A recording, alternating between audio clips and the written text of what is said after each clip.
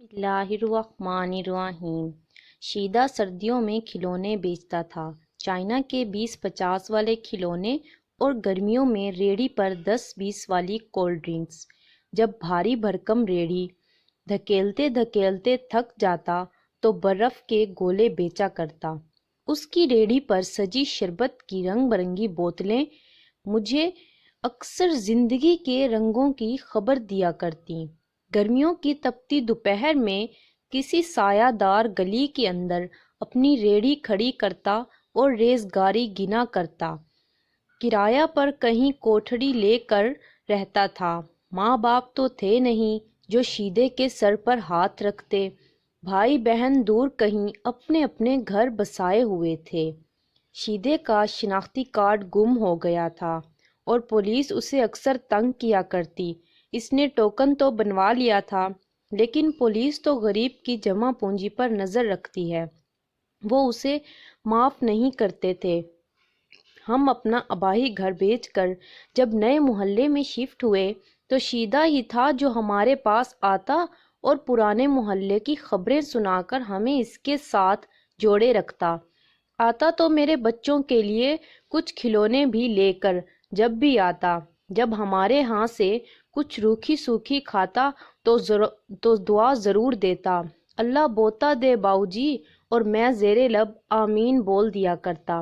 دھوپ چھاؤں تو زندگی کا حصہ ہے نا۔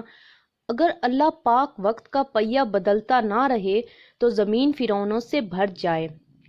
امیر جب تکبر کی چوٹی پر چڑھ کر غریب کی زندگی تنگ کرتا ہے تو آسمان و زمین کا پالن ہار اسے نشان عبرت بھی بنا دیا کرتا ہے۔ کچھ بد نصیب ایسے بھی ہوتے ہیں کہ جن کا حصہ بدو سری اور لافانی دنیا میں لینے کا فیصلہ کر لیا جاتا ہے، انہیں توبہ نصیب ہی نہیں ہوتی۔ تو میری زندگی بھی چلچلاتی دھوپ میں جل رہی تھی۔ شیدا جب اس بار آیا تو اس نے محسوس کیا کہ میں بجھا بجھا سا ہوں۔ اس نے مجھے تسلی دی اور بولا، باؤجی ریڑھی کا بندوبست کر لیں، میں آپ کو برف کے گولے بنانا سکھا دیتا ہوں، شربت بھی بنانا سکھاؤں گا، کہتے ہیں تو بوتلیں بھی لا کر دیا کروں گا۔ اپنی گلی کی نکڑ پر ریڑھی لگا لینا، رب روٹی دے گا۔ مشورے تو سبھی دیتے ہیں، لیکن شیدے نے مجھے اپنے ذہن کے مطابق مدد کی اور شراکت کی پیشکش کی تھی۔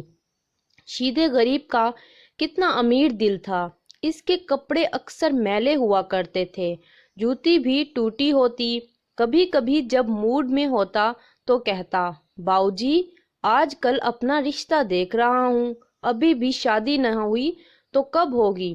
غریب خواب تو دیکھ ہی سکتا ہے نا، چاہے اس کی تعبیر الٹ ہی کیوں نہ ہو۔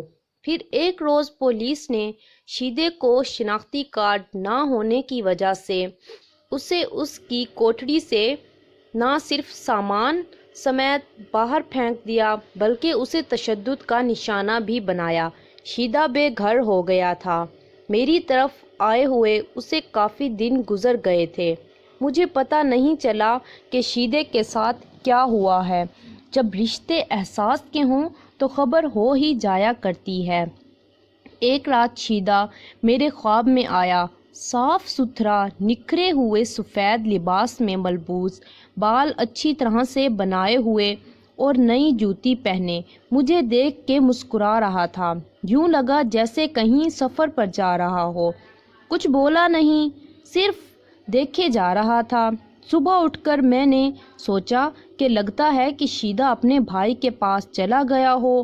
میں اپنی زندگی کی الجھنیں سلجھانے میں لگ گیا۔ پھر خبر ملی کہ شیدا تو تشدد کی وجہ سے اپنے حواس کھو بیٹھا تھا اور اس دنیا میں چلا گیا تھا کہ جہاں ہمارا باطن ظاہر کر دیا جاتا ہے اور پھر ہمیں اسی کے مطابق جنت کا نوری لباس یا جہنم کا ناری لبادہ اڑا دیا جاتا ہے۔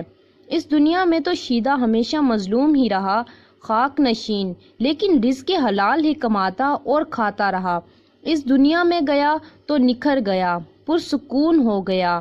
سوچتا ہوں ہمارے جیسے بظاہر نکھرے نکھرے لیکن اندر سے میلے کچیلے جب خاک میں اتارے جائیں گے تو پھر نکھریں گے یا پھر ہمارا بھی باطن ظاہر بنا دیا جائے گا۔